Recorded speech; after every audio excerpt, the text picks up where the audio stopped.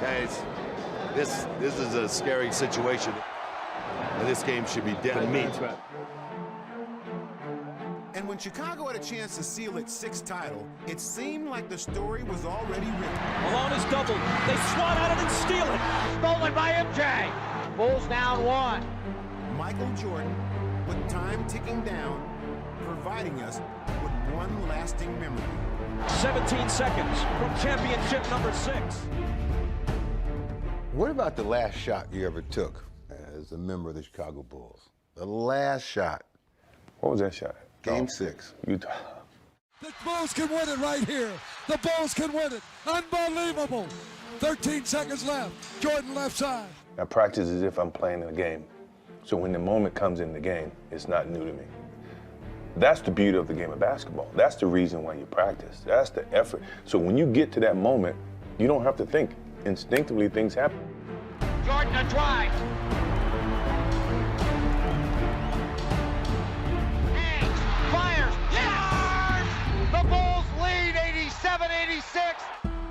Michael Jordan with 45 points. You know, I think it was a very defining moment of what my career was in Chicago. The Chicago Bulls have won their 6th NBA championship.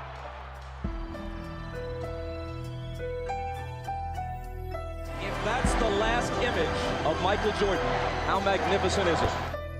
What we just watched was The Last Shot. Although the shoe had yet to release, MJ wore the Air Jordan 14 in this historical Game 6 of the 1998 NBA Finals when he would lead the Bulls to their second three-peat and 6th championship. With some of the past silhouettes, the inspiration behind the shoe wasn't as clear as the 14, which grabbed its design cues from the Ferrari 550M. The midsole design from the grille and body kit, the rubber heel from the Pirelli tires the Ferrari sat on, and the Jumpman logo mimicking the iconic Ferrari crest. What's up, squad? It's PinoE here, and this is the history of the Air Jordan 14.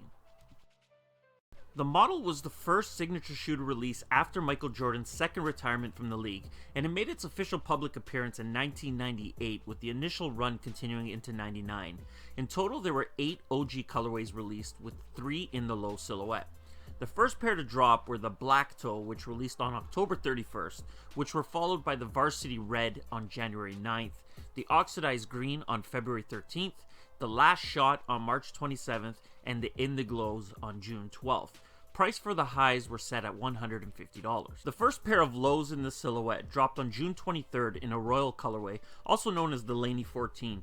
On August 4th, Jordan Brand dropped the Columbia Low, and the last OG colorway to release was the Ginger, which dropped on September 15th.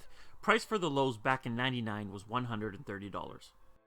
It would only be 1 year later in 2000 when Eastbay would release the Air Jordan 14 Mid UNC PE.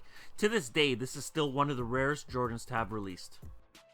The first major retro run of the model would come in 2005 when Jordan Brand would release a total of 8 more pairs. The Graphite Chartreuse and the White Chartreuse both released on September 24th. Just under a month later, the Forest 14s would release alongside the first women's exclusive in a black and real pink colorway. Just 1 week later, the Air Jordan 14 Cinder released, which was followed by the second women's exclusive pair, the Air Jordan 14 Linen, which dropped on November 19th. Only 3 weeks later, the Air Jordan 14 Redwood made its appearance, and the last pair to drop in 2005 would be the Air Jordan 14 Last Shot. These released on December 24th, marking the first time the OG colorway would receive a retro. Fans of the model didn't have to wait long. Shortly after the Christmas Eve release of The Last Shot, Jordan Brand was back at it, and on January 14th, 2 more pairs released. This date would mark the first time the Varsity Red would receive a retro, and dropping alongside that pair were the 14 Retro Nubuck. And lastly, for 2006, 3 more pairs would drop on March 18th. The Black Toe would release, marking the first time this OG received the retro treatment, and alongside the Black Toes, 2 more lows dropped in a Pacific Blue and women's exclusive Cerise colorway. Between 1998 and 2006, prices went unchanged. Go ahead and flip the calendar 2 more years, and if you've been keeping up with the history series, you know that 2008 was the year of the CDP. The Air Jordan 14 Retro Countdown Pack dropped on March 15th, and the price for the pack was $310. It would take another 3 years before we would see another 14 drop, and things began to slow down for the model. After the 2006 release, we wouldn't see another year with more than 4 pairs of the silhouette release. In 2011, 2 pairs dropped. The first pair came on October 8th, and they were the Air Jordan 14 Graphite Navy. The Air Jordan 14 Final Shot would receive its second retro on December 17th. In 2011, we did see a slight price bump, with pairs jumping from $150 to $160 retail. Only 1 year later, the Air Jordan 14 Varsity Red would receive its second retro. This pair dropped on March 10th, and retail was still $160. In 2014, Jordan Brand was back at it again, and on July 4th, the Air Jordan 14 Thunder would release, which were followed shortly after by the Sport Blue 14, which dropped on August 2nd, and both came with a new price tag of $170. Now, I never really saw much hype behind a 14 until September 6th, when the Air Jordan 14 Retro Ferrari made its appearance. Since the shoe was inspired by the Ferrari 550M, it was only a matter of time until a colorway would release with a full red upper, carbon mid, and a yellow Jumpman logo mimicking the iconic sports car. This special pair also received a special price, with pairs retailing for $200. And the final pair to release in 2014 came only 2 weeks later on September 20th, and once again the 14 Black Toe would release, marking the third retro of this colorway, and the retail price was $170. It's now 2015, and on October 3rd, Jordan Brand would retro the Laney 14 Low for the very first time. Back in '99, when these originally dropped, the price was $130. However, this time, pairs would run you $170.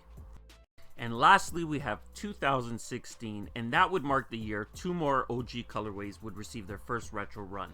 On July 16th, the Air Jordan 14 Oxidized Green released, which were followed by the Air Jordan 14 Indiglo on August 13. The retail price for 14s is now at $190. And that marks the history of the Air Jordan 14, and anything from this point on is the future. If you enjoyed this video, and I hope you did, hit that like button. If you're new around here, subscribe, join the squad. If you have something to say, leave it in the comments below, and I'm out.